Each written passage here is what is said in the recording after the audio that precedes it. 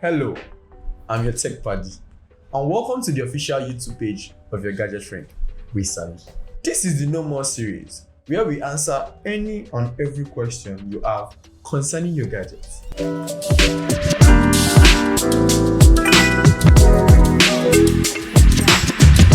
On today's episode, we have a question from Jumoke. Hey tech buddy, my name is Jumoke from Lagos. I recently have been looking to change from my S21 to any of these new iPhones. I don't know if it's peer pressure, but I need your advice. What should I do? Should I change or not? So Jumoke, firstly, I think you should actually know your why. Why do you want to change your phone? What's the reason you want to change it? Is it that you're tired of your current phone? Is it that the current one actually is giving you issues? Is it that you don't like the size? Or you just want to change your phone? Putting all of this into consideration, you have to know why you want to change. Plus, these phones you want to switch to, how will they actually attend to your needs as a person? I think you need to streamline what they are going to do or what you do and how they can fit into your daily driver as a device. Okay, let's talk about the money.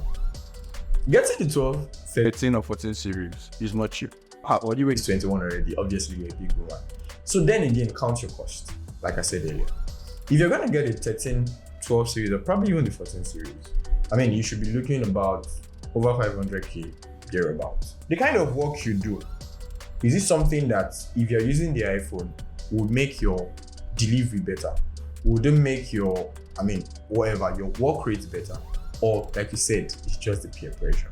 So look at it, count the cost and make sure you're making the right decision that actually will make your pockets cry. So Jumoke, according to what you said, this is the S21 Ultra series, and best of my knowledge, it has been my own personal daily driver phone for the past 1 year. And believe you me, it obviously carries a 12 gig of RAM, ample space, which comfortably processes all the information I want. It doesn't lag. When it comes to slickness, smoothness, it's very easy to toggle between apps. It doesn't lag. And I think that's because this one personally comes with a Snapdragon processing speed. The S21 Ultra obviously has two processors. It's either the Snapdragon or the Exynos, but this is the Snapdragon. And to the best of my knowledge, I've been very okay with it. It comes with 128 gigs of space as the quad-core camera. The only issue I have with my S21 Ultra will probably be the size. And maybe that's because it's quite big and I have maybe very small palms. I'm speaking from my own personal point of view. So you should look at all of this before you switch to any of the iPhone series. The iPhone, on the other hand, this has also been my iPhone for also about the same time. If I'm going to actually book both of them performance by the side, this is a 12 gig RAM, quite alright. And this is a 6 gig RAM. But if I'm going to put their performance side by side, I think they actually do everything I want them to do in real time. So I play Call of Duty on this one. I also play Call of Duty on this one. I'm a COD fan. Shout out to all COD fans. And the time you used to boot on this, being a 12 gig RAM, is about the same time you also used to boot on this, being a 6 gig RAM. But I can understand that is because there are two different ecosystems. This is the iOS ecosystem and this is the Android ecosystem. So the time they might use to work and load apps will also boil down to the kind of ecosystem they are. So you also have to put this into consideration that if you're moving from this to this, is there anything you're really missing? I'll leave that to you to answer though. So Jumoke, another thing worthy of note is to actually see both cameras. So the rear view of the S21 Ultra, I'm sure as you might know, carries a quad camera, 4 cameras, and that's about 102 megapixels. That's some serious megapixels there. And the iPhone on the other hand carries a trial camera, which is with 3 cameras, and it carries a rear camera of 12 megapixels. But like I've said earlier, they are both 2 different ecosystems, so you would not judge one based on the MP carries. But then again, I'm going to do like a practical test showing you what both cameras look like their front-facing cameras look like, and you now be the judge to know which you want to go for. If you're looking at how crisp it is, if you're looking at attention to details, I mean, you know what you look for in a camera to make it be a better camera for you. I've seen a lot of people say, oh, when it comes to lifestyle photography, when it comes to them shooting whatever photography, Samsung is the best. And I've seen people that say, okay, when they shoot products, when they shoot some sort of photography, iPhone gives them a better picture.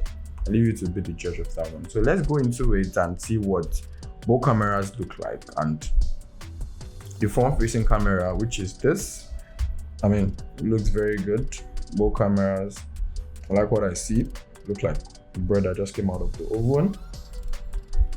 And I went out to my veranda now. Let's see if we can use the rear camera of both phones to try and get the cross over there. Let's see which one will do a better job at that. Oh, okay. So this is both cameras trying to do justice to that. Nice. Pretty impressive.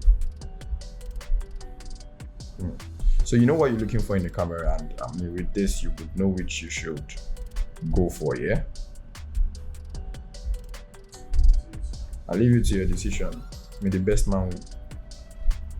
So storage, I mean, this is where it actually gets pretty interesting. For lots of people that take lots of pictures and does lots of videos with their phone, it's now, I mean, getting pretty obvious that a 16 gig device is literally out of vogue. You would not want to use that. So storage is also a major concern you actually have to look into when you get in any of these devices. On the left hand, which is my S21 Ultra, it comes with a storage space of 128 gig. I know it's also available in 256 gig and the 512 gig, depending on which of these variants you want to go for. On the other hand, the iPhone comes in 128 gig, 256 gig, 512 gig, and 1 terabyte. Lucky, this is a 1 terabyte. So, I mean, you can obviously take as much pictures as possible.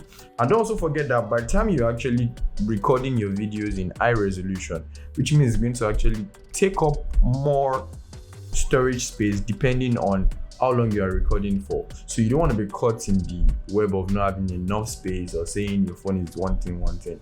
So you have to also put that into consideration when getting a device. So with that, I think you would actually know which one you would prefer to go for depending on the storage space. The highest variant of this is actually the 1 terabyte. Anything after 1 terabyte space, you cannot have anything again. Unlike the S21 Ultra, even after you get to the variant of 512 gig, it gives you extra space where you can extend the space of your phone by getting an external memory card. Feels good, yeah. And on this one, if you are going to have the extra space, is the iCloud mini put in your card. Obviously, it actually comes at a cost, which means you have to pay either the monthly subscription or the yearly subscription, as you might choose. So you actually weigh the pros and cons, look at it, which one is actually going to pay you before you make that decision to actually switch from one ecosystem to the other. So another thing worthy of note, because you stay in Nigeria, is the fact that you have to actually look at your battery life, then your charge speed. Your charge speed is the amount of time it takes your phone to charge from 0 to 100% full charge, while your battery life is the amount of time it takes your phone to actually get drained from 100% to 0%. From using both devices, when it comes to charge speed, the Samsung actually charges faster than your iPhone. But when it comes to battery life, your iPhone actually sort of slightly has a higher battery life than your Samsung. But actually, at the end of the day, it still boils down to how much. If you're using your device to actually do the same thing, let's say you're playing a Call of Duty with a full charge, game mode, this one also on peak performance, you are going to this one is actually going to last for an extended hour than this one. But when it comes to charge speed, believe you me, your Samsung actually charges faster than your iPhone.